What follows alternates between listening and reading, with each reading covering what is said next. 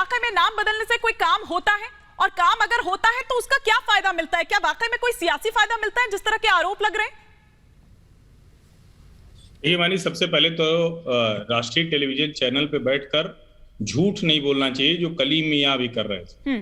और मैं उसी प्रयाग शहर से हूँ, उसी इलाहाबाद से हूँ जो नाम बदला गया है। और ये व्यक्ति, इनको जानकारी है नहीं, पता नहीं आप लोगों ने प्रोफेसर के तौर पर परिचय कराया। प्रयागराज महर्षि भारद्वाज का अपना विश्वविद्यालय था, गुरुकुल था। वो कोई अकबर का या कोई मुगलों का या कोई किसी ने उसको बसाया नहीं था, न तो अंग्रेज न मुगल। इनको कुछ जानकारी है नहीं, इतनी देर से झूठ बोले जा रहे हैं। फिर दूसरा झूठ ये बोल रहे हैं कि फांसीवाद, किसी जेनोसाइडल एक्सपर्ट की बात कर रहे हैं। दुनिया में जितने मुस्लिम मुल्क हैं, अफगानिस्तान का फांसीवाद अभी याद है ना? अफगानिस्तान का फांसीवाद अभी याद है ना? क्योंकि इनको पता है कि फांसीवाद क्या होता है, कैसे जहां जहां ऐसे मुस्लिम शासक रहे उन्होंने किस तरह से हत्याएं कराई, और किस तरह से या तो कम्युनिस्टों ने या फिर मुस्लिमों ने दुनिया के हर हिस्से में इसी तरह का नरसंहार कराया। हाँ, ये सवाल बहुत बड़ा है कि नाम क्यों बदला जा रहा है। मद्रास से चेन्नई हुआ कि नहीं हुआ, वो फांसीवादी फैसला था। बॉम्बे से मुंबई हुआ कि नहीं हुआ, वो फांसीवादी फैसला था। और क्या वो सब भारतीय जनता पार्टी की सरकार में था? एक भी फैक्ट प्रोफेसर कलीम ने, पता नहीं कहां के प्रोफेसर है, मैं नहीं जानता हूं, एक भी तथ्य नहीं बता पाया। एक सिंगल फैक्ट नहीं बता पाए। और ये कह रहे हैं कि प्रयाग को किसी और ने बसाया, इलाहाबाद किसी और ने बसाया। मेरा ये कहना है कि नाम बदलने की राजनीति मैसेजिंग भारतीय जनता पार्टी कर रही है, तो वो फैसला वहां के गांव के लोग, वहां के लोग करेंगे।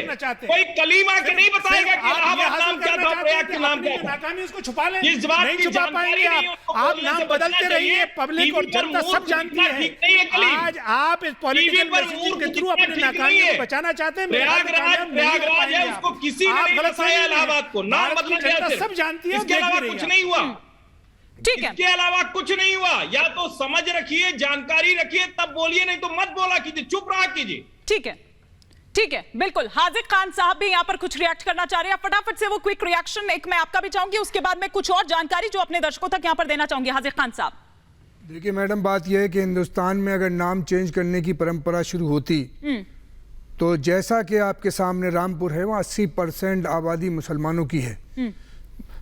सीतापुर में भी सीतापुर के नाम को कभी चेंज नहीं किया गया, किसी भी हुक्मरान ने नहीं किया, ना अंग्रेज़ों ने, ना मुगलों ने, ना किसी और ने।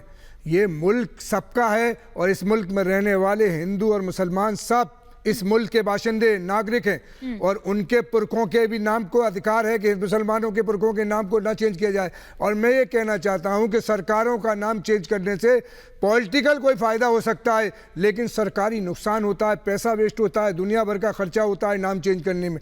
ये मुल्क को मैं लोगों को हुक्मरानी इसलिए मिलती है मुल्कों में कि तुम उस मुल्क के बाशिंदों और उस मुल्क की जनता के साथ अच्छा व्यवहार करो। जब भारतीय जनता पार्टी अपनी नाकामियां देखती है, सारी 8 साल की हुक्मरानी मोदी जी की और 5-7 साल से 6 साल की योगी जी की और मध्य प्रदेश, राजस्थान में जब ये फेल होते हुए नजर आते हैं, तो ये कभी नामों पर आते हैं, कभी हिंदू मुसलमान पर आते हैं, ये देश को नफरत की तरफ ले जाते हैं। ये जब आते हैं मुल्क में, हाथ से इतने ज़्यादा हैं, वतन में अपने खून से छप के भी अखबार निकल सकते हैं, और तूने चाहा नहीं हालात बदल सकते हैं, मेरे आंसू तेरी आंखों से निकल सकते हैं। जनता और हुक्मरानों के बीच एक रिश्ता होता है कि जनता की सेवा करनी है हुक्मरानों को, और हमारे देश पर राज करने की कोशिश करते हैं, लूट कर रहे हैं, हमारी जनता को मारते हैं, हमारे शहरों को ले लेते हैं और फिर उन शहरों का नाम बदलते हैं।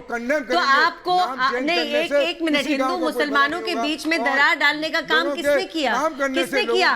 अगर जिस तरीके से मुगल छोड़ गए, हम उसी तरीके से रहते रहे तो आप जैसे जनता को फायदा हुआ। इन सारे कामों में प्राउडली अगर इंडियन हेरिटेज और ग्लोरी को हम रिक्लेम करना चाहते हैं तो आपको परेशानी है। ठीक है, ठीक है।